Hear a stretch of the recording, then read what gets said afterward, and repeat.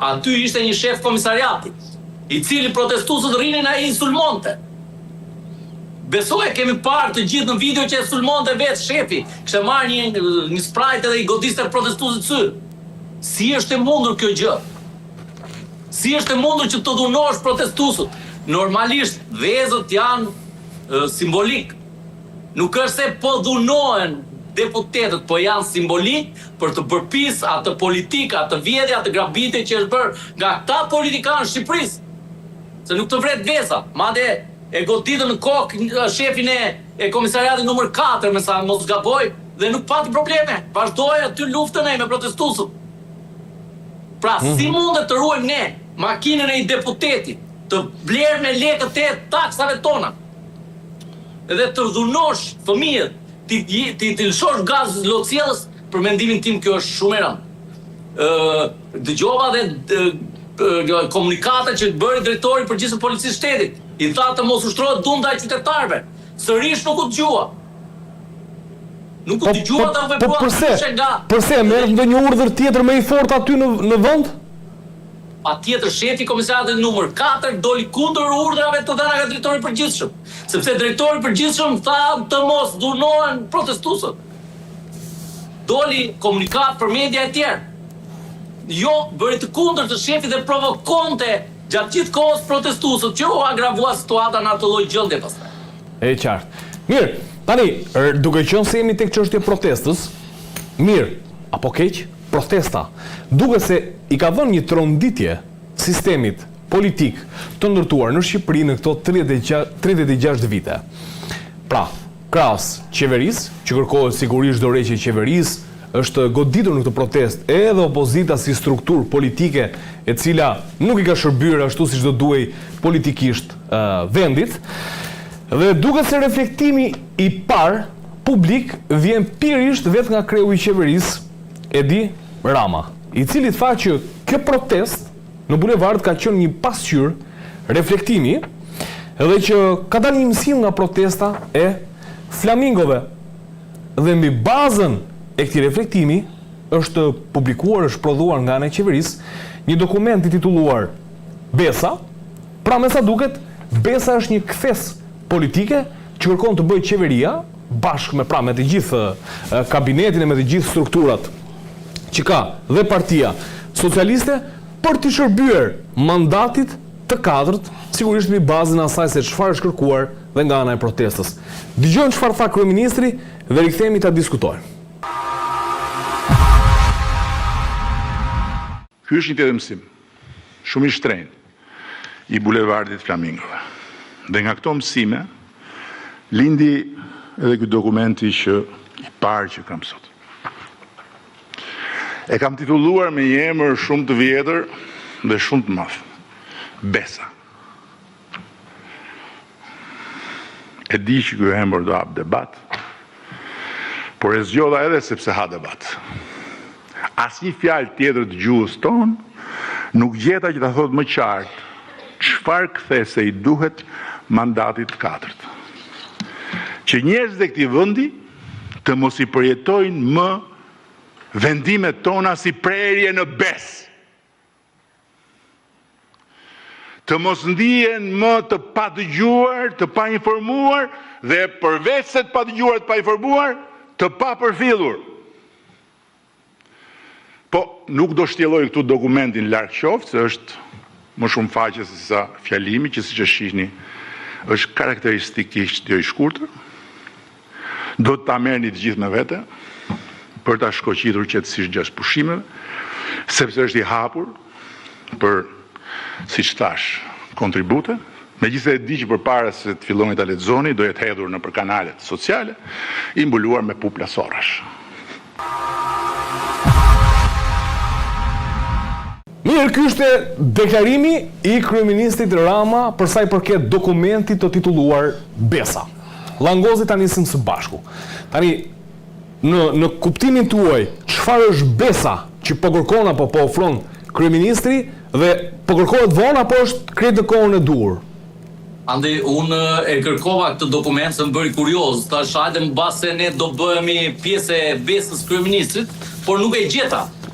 Nuk e di, e ka publikuar në një media të gjithë dokumentin? Këtë nuk e di të paktën nuk e kam parë të plot edhe unë gjatë kërkimeve të mia. Se herë, këtu nuk ka dokument fare. A ishte një faqe para aty, edhe një propagandë nga ana tjetër, për të bindur shqiptarët, dhe unë mendoj që kjo letër që nxori kryeministrin pa, është kali trojës për të mposhtur protestën. Pra, ai po ju fut në mes që ne shiko se duhet t'i zgjasim dorë njëri tjetrit, japim besën që shiko unë do punoj për ju. Dhe ne do këtë ta bëjmë për 90 ditë sipas atij. Po ne po bëjmë 14 vjet që presim të bëhet diçka për vendin tonë. Çfarë është bërë për 14 vjet? Është bërë grabitje, është bërë manipulim, është bërë vjedhje, është shitur Shqipëria, janë shkatruar spitalet, u larguan mjekët nga Shqipëria, u larguan të rinj nga Shqipëria. Kjo është besa, çfarë bese do japi ky atyre njerëzve që janë larguar nga Shqipëria për shkak të mos qeverisjes së drejtë të këtij kryeministri? Çfarë bese do t'i japin atyre që kanë krijuar familje në Europë? Çfarë bese do t'i japin trurit të kombit shqiptar që është marrë nga Europa dhe nga bota? Ne kemi mjekët, mjekët tani ka Gjermania punojnë atje. Ne nuk i kemi, e kishim pasuri kombëtare. Pasuria jonë kombëtare na e morët.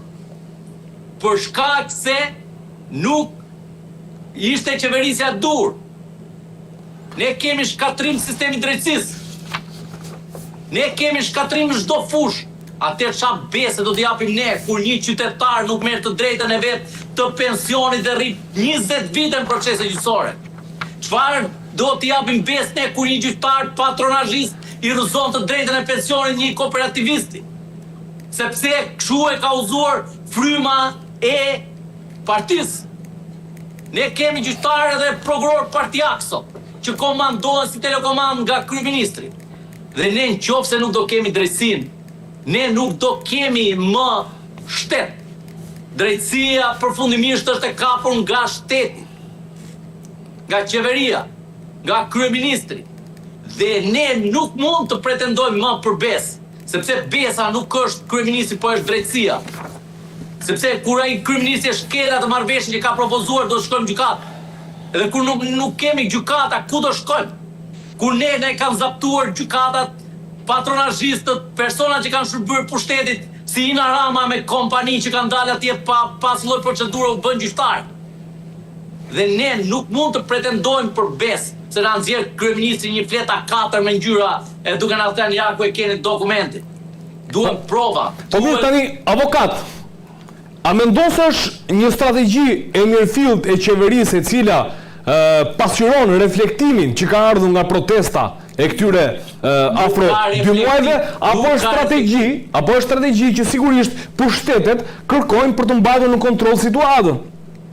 Tu kemi kalin e trojës dhe nuk duhet ta besoj askush, se kryeministri po mashtron, është duke ju dhënë diçka, një letër A4 dhe shko sa tallë se është kjo. Se çdo lloj projekti publik, çdo lloj udhëzimi, çdo lloj projekt që mund bëjë qeveria, duhet ta shohim ne, bëhet publiku, do ta di publiku, është dakord se është dakord, kush është ai pa konsultim publik, ta nxjerrë atë ç'a mendon, ta nxjerrë, ta marrë vesh ç'a do bëj ky për 90 ditë, se pas ka shkopi magjik që për 14 vjet ka vjedhur dhe për 30 ditë, 60 ditë, 90 ditë do bëka Shqipërinë. Kush e ha këtë? A e besojnë më shqiptarët një gjë të tillë? Nuk e besojnë. Sepse një pa besë nuk mundet kurse si ti besojmë se po na jep besë. Një kryeministër që përdor një fëmijë autik, nuk mund t'i besojmë që do bëjë Shqipëri. Nuk i beson njeri. Dhe unë mendoj, nëse do jetë një karem për të ulur ritmin e protestës, është e gabuar. Sepse nuk mund ta shikojmë kryeministrin ne të bëjë autokritik kur ai është përgjegjësi numër 1 për çdo lloj grabitje në Republikën e Shqipërisë. Nuk mund t'i besojmë ne autokritikës së një kryeministri që ky kryeministër bën mbledhje me grupe kriminale, që jep 60% të lejeve grupeve kriminale, leje të ndërtimit në Shqipëri. Si mund t'i besojmë ne? Nuk ka besë për mendimin tim. Nuk ka besë. Po u mendoj që mendimi im është i gjithë shqiptarëve. Të gjithë shqiptarët nuk kanë pensione, nuk kanë ilaçe skaduara, nuk kanë shtretër spitale, nuk marrin shërbim. Qa besë, si do t'i bëj këtë gjithë to për 90 ditë? Dhe kur ky i bëga për 90 ditë, gjithë to veprime, pse si ka bërë për 14 vjetë? Kush ka qenë arsye? Glabrimi që ka bërë Shqipërisë. Qa do t'i bëj? Bishporës që është bërë me dokumentat falsifikuara dhe sot e kësaj dite nuk veprohet. Nuk e jeton as prokuroria posaçme, as qeveria, as kush. A është hapur një proces për paveshmërinë e marrjes së atyre pronave nga avokatura e shtetit se ka detyrim, po bëjmë mbi 60 ditë protest. Që protestohet për Zvërnecin, protestohet për Bishporën, protestohet për pronat e grabitura. Kemi një padi, kemi dëgjuar gjë që të hapet një padi për Zvërnecin. Jo, pse? Sepse aty janë grafitja që të dyja palët politike për këtë çështjen e Zvërnecit ka pranuar publikisht SPAK që ka një hetim të mirëfill sepse mediat ndërkombëtare gjatë kohës që nisën protestat, i kishin dërguar pyetje masive avokat, CNN-i në Londër, The Times, edhe e pranojnë që për çështjen e Zvërnecit ka hetim të mirëfill, për Sazani dhe për Kushneri nuk ka sigurisht, po kjo pjesa tjetër duket se po hetohet. A se ku do shkoj hetimi deri ku arrin pikat që kap këtë nuk e dim ne. Këtë e din ata burrat që kanë ndorë këtë dosje. Dhe për to besoj bjem dakord avokat. Qofse do ketë hetimi është bërë. Besoj Karanja e di shumë mirë që prokuroria e Tiranës ka një dosje eksploziv që mund të minojë jo vetëm Zvërneci, po gjithë Shqipërinë, gjithë pronat e Shqipërisë të grafitura. Ka mbi 2000 përgjime që ka dalë zyrtarë shqiptarë për mënyrën se si manipulojnë pronat. Po a intereson prokurorisë posaçme kjo gjë? Jo, pse? Sepse është në lojë sistemi bankar shqiptar, që mund të nxjerrë gjithë pisliqet e atyre prokurorëve që janë mbuluar në proces vettingu në bashkëpunim. Pra ne këtu kemi një sistem korruptiv nga prokuroria deri te përfituesi pasurisë, sepse përfitues tu kemi sistemin bankar, kemi personat veshur me pushtet, kemi kryeministrin që ka fshehur lekët nëpërmjet personave të tjerë, kemi ish kryeministrin e mëparshëm. Pra ne këtu kemi bashkëpunim. Dhe nëse do kishte vullnet që Zvërneci po hetohet, do të ishte sekuestrohet, edhe pastaj shohim ne krijojmë atë hapin e besës. Ne edhim besën, pra sistemi po funksionon. Ne e qartë. Faleminderit. Kemi këtë ne, sepse ne kemi Limionin në Saran, që është vendosur dhe sekuestro nga gjykata, dhe gjykata është e lartë thotë që është cënuar siguria kombëtare, dhe gjykata kushtetuese të njëjtën gjë, dhe thonë që Bardhyl Koçaku dhe ministrja Olta Xhashka kanë cënuar sigurinë kombëtare dhe marrëdhënie me NATO-n, dhe a kemi akuzë deri më sot nga kjo prokurori? Dhe pse nuk kemi?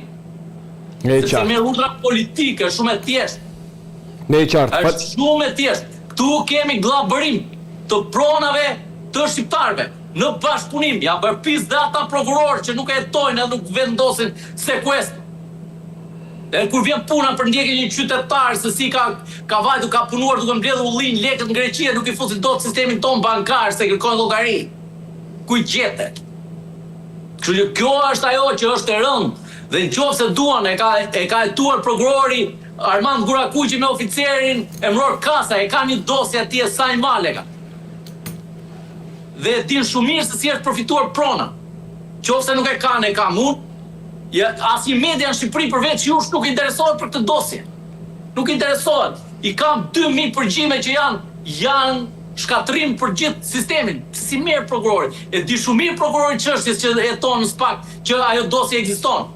Se me urdhër të ish prokurorës përgjithshme është dyshuar prokurori në konkluzione përfundimtare. Nuk e jetojnë sepse këtu kemi interesa të ngushta. Këtu kemi ndikime për të kaluar vettingun, për të përfituar nga reforma në drejtësi, dhe kjo është reforma. Kjo është besimi që duhet t'i japim ne.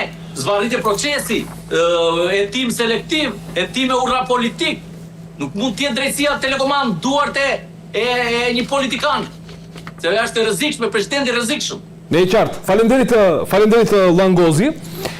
Tani, reflektime vërtet besa sipas jush Karanja, apo siç ndodh rëndom që pushtetet kërkojnë të mbajnë kontrollin, pra Kjo lidhet me konceptin e rilindjes 2.0, sipas kryeministrit, dhe thotë transformimi fizik i vendit ka mbaruar, tani duhet transformimi i marrëdhënies mes shtetit dhe qytetarit.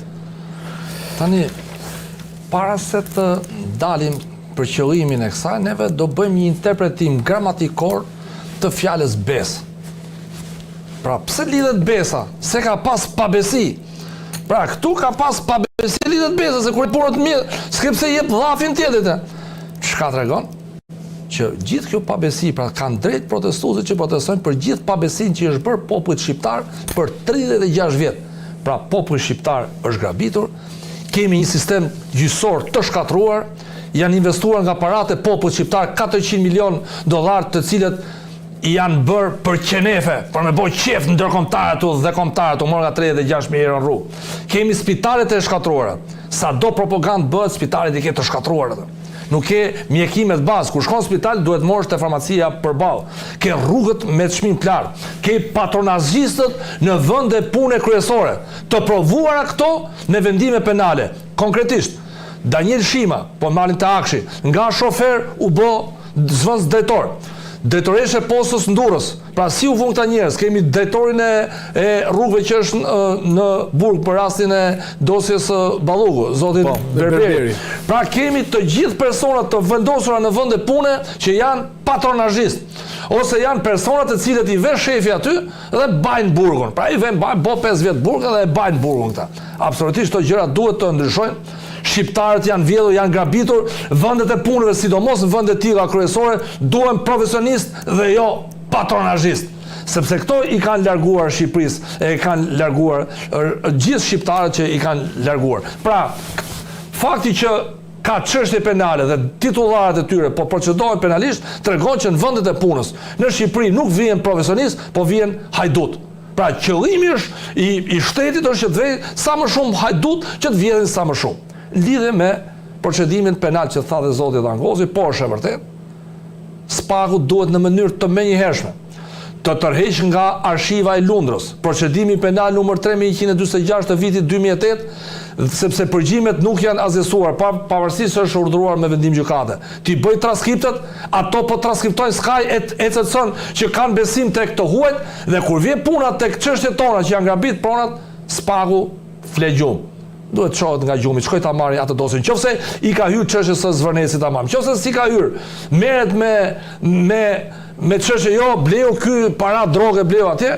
Neve kemi prioritare vjedhjen e pasurisë të kombit shqiptar. Dhe paratë e drogës janë veprimtari e palishme, por duhet merret me kush ka grabit pronat, kush ka vjedh tokën nga pish poroja që thot Langozi.